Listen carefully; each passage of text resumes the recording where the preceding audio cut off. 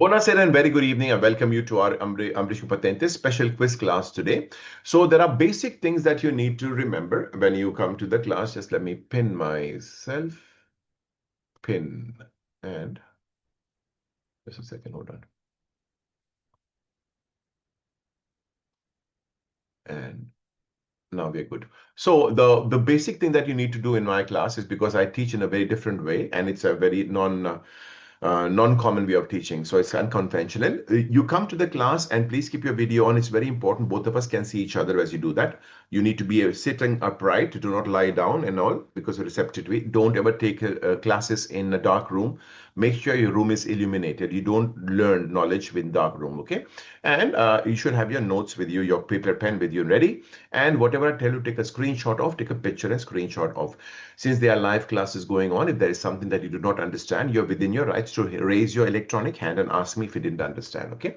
So this is also not an application that you have in your mobiles. This is directly the motorization's website. So we know from the horse's mouth what they have intentions of asking lately. So let's start. Let's have a bit of excitement. Remember, emotions attached with knowledge is a long-term memory. 20 minutes is going on, 30 sentences to answer vero or falso. Vero means true, falso means false. So let's start. La fermata è sempre vietata in seconda fila. You're never allowed to stop in seconda fila, and that is falso. I'll explain what is the meaning of seconda fila. So imagine there is a footpath over here. There is a footpath here, and there are lots of cars that are parked over here. These are all cars that are parked over here. So obviously you cannot park your car on the second line. That's what they're saying. So sosta parking is not allowed. You can't start parking on the second line because obviously then the vehicles that are inside, they cannot leave, right? Makes sense to you? Small nod. I need to know that you are following me, okay? Now you cannot park here, but imagine if you're driving and Sue got a phone call. She can stop her car for a while next to this same way. She can stop her car right here. She's not parking it. She can listen to the phone call and then carry on. The fermata is allowed. Sosta is not allowed in seconda fila, but now at least you know the meaning of what is the meaning of seconda fila, correct? Okay, so now let's move on. So this is falso. Fermata was not forbidden, sosta was.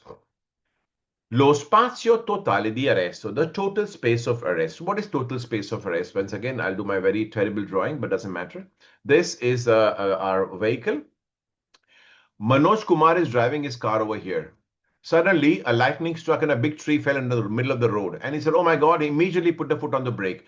But by that time, Manoj could lift his foot from the race and put it on the brake. In 1 second, his car had already moved 10 meters ahead, okay?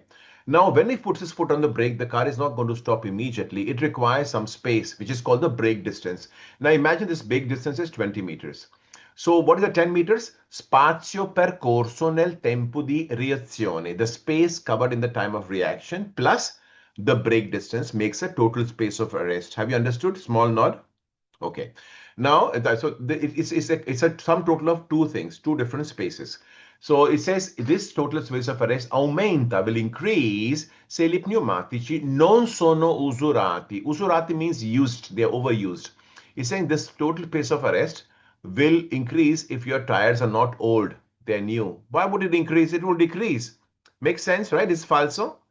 Do you all know why this is falso? They're saying your total space of arrest will increase if your tires are not old. That means they are new. No, they will not increase, they'll decrease. If the total space of arrest will decrease and not increase, so it's falso. I assume the fact that you're all silent, you know what it means. Otherwise, you would have raised your hand. Mantenendo il più possibile costante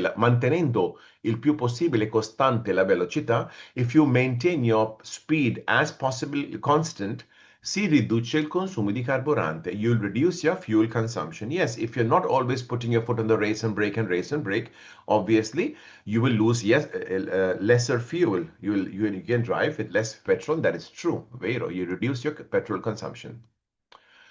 Now, any sign that is round and blue, it's a segnale di obbligo, sign that is forcing you to do something. When you see a sign like that, it's called segnale di obbligo, and it's also called segnale di prescrizione. That means a law sign. That means you're not allowed to ignore it. If you ignore it, you'll be punished by law. So if you see this sign, that means you are in an intersection that is allowing you to turn left or right, but it's not allowing you to go straight. Okay, that's the meaning of the sign. Now, let's see what the sentence is saying. È un segnale di indicazione. This is segnale raffigurato means the picture drawn over here is indication sign. This is false. So remember, indication signs are either square or rectangle. They are never round. Remember that. Indication signs are always square or rectangle. They can never be round. This is not an indication sign. Questo è segnale di obbligo. So this is falso. This is what I just taught you. I just taught you this. Look at this. Le persone che soffrono di particolari malattie certificate, people who suffer special illnesses and they are certified by doctors. Now, it is not a disease you're talking about. Disease, something you can give to each other. This is a mental, mostly it's a mental illness. People who have, lately, we are overloaded with too much information. Human minds have to really work very hard. You guys are always tired, not because you did anything to be tired of. You're constantly bombarded with information. Your brain doesn't have time to process everything that you receive, which is a very big problem. So a lot of people have diseases like they have claustrophobia. They get overwhelmed very quickly. Then their lift door closed, they suffocate. They go on 20-story buildings on the stairs. They cannot use the lift. Such people are forgiven. They are allowed to go without your, let's say, seat belt. If the seat belt they put on, they immediately start suffocating. They have a mental problem. And that's why no sono tenute, that means they are not forced to or supposed to agganciare la cintura di sicurezza. They are not supposed to wear the safety belt, and that is true. Now, this sign, you know this sign, that round red sign with 50 speed limit? Do you know that? So when you drove in a road and it says you cannot drive more than 50, you come across this one in black and white. It says, remember we told you not to drive above 50? Now we cancel that law. Henceforth, you can drive whatever speed you like, but obviously you will maintain the speed limit of that road. You'll not go beyond that. You can go above 50, but still within the speed limit of the road that you're driving in. Segnale raffigurato indica la fine del limite minimo di velocità. Now remember, this is answer is what according to you? Not of heights? Falso. Look at this and take a picture. It says minimum. All of you, those who are nodding like that, na, it's saying it was a minimum speed limit. It never was a minimum speed limit. It was a maximum speed limit. That's why it's falso. So don't get confused by minimum and massimo. Okay, remember it never was a minimum speed limit, and hence it is not the end of it because it never was one. So any sign that is triangle facing towards the sky saying, oh God, help me, danger sign, it tells you 150 meters before a danger, what danger is coming. But this is not a danger sign, though it looks like one. It belongs to segnale di precedenza. It has something to do with the right to go first. So please remember, though I've always been telling you, any triangle facing upwards is a danger sign, this one is not. Because this is a precedenza sign. It's telling you, you are driving on the main road. How do you know? You got a big fat black arrow telling you, you are here. And after 150 meters, there are two tiny lanes coming, lesser important. They're coming to your left and right side. So they're saying, but then why do we need to worry about it? If you have a right to go first, I can just drive through.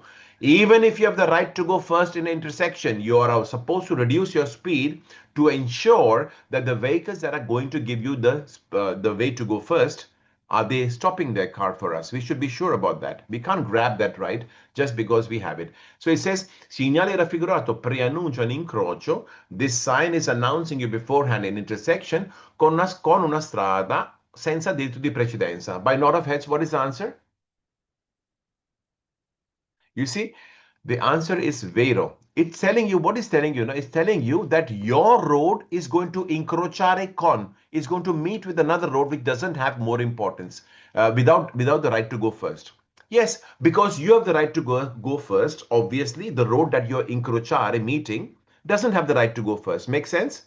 So it's not talking about the road you are driving in. It's talking about the road that you're going to meet after 150 meters. Got it? Small nod. Anybody needs more explanation, please speak up now or remain silent forever. Like betting bobs. Ok, falso, vero. Signora preannuncia incrocio con una strada senza diritto di precedenza. Daniel, you didn't understand? Boy. If your mic doesn't go on, I can't listen to what you're saying, so then I have to move on. Either you speak up or tell me. Sorry, I do not understand, please. Okay, Can you just go back? Listen. You see, questa è la sua. Put your mic on, I need to talk to you. When you talk to me, open your mic. Keep your mic open. You see, this is your strada. Questa è la strada sua, vero? Vero o no? Yes, Capisci? yes, Yeah, okay. yes, yes, yes. See, see, This see. strada is going to incrociare, is going to meet another road which is does not have the right to go first. Do you agree? This road doesn't have right to go first.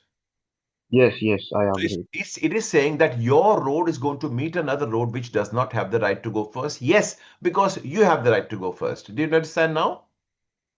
Okay, thank you so much. No. Did you understand now? Because your okay doesn't sound very Yes, convincing.